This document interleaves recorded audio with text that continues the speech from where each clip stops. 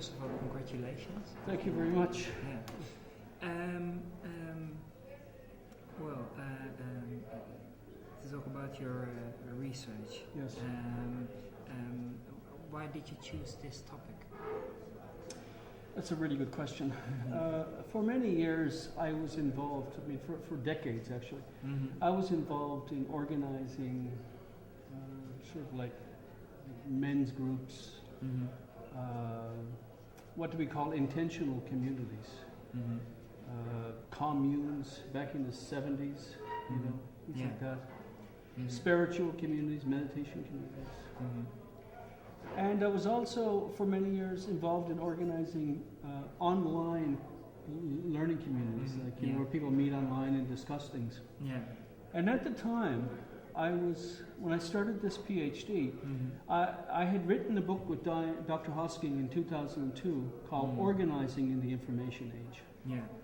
And in that book, I was calling them virtual learning through discourse communities, learning through talking to each other. Yeah.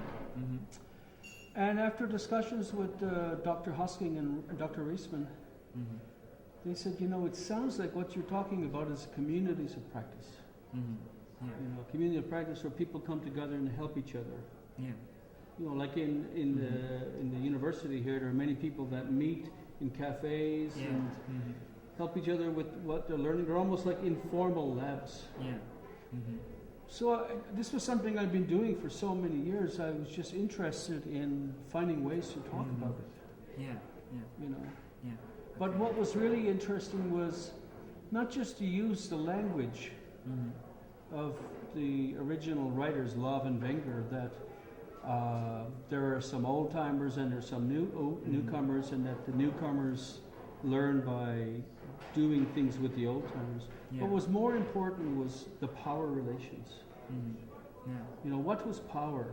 For example, sometimes somebody who comes new to a group knows almost as much as the old timers in the group. Yeah. You know? So what then happens? Often conflict. Sometimes conflict can happen because if only the old timers are supposed to be the experts, then how can you fit in the newcomer? Yeah. You know, so these were kind of things that were of very interest to me, and I think it has enormous implications for the workplace. Yeah.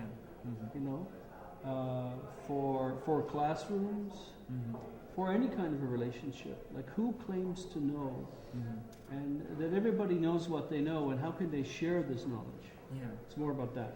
Yeah. You know. And you found out non-hierarchical, how do you say? Non-hierarchical organizing. So the idea of organizing is that we are always organizing. You are organizing with me now. And the reason we organize is we propose a project of some kind. Let's meet. And so you said, let's meet, and I'm from the newspaper at the university. We'll talk about your research. Yeah. So you will write something. Yeah. That's good for you. It's good for the university paper. It's possibly good for me. So we want to add value to our lives in some way. So we organize. Yeah. And so organizing involves interlocking behaviors together. Yeah.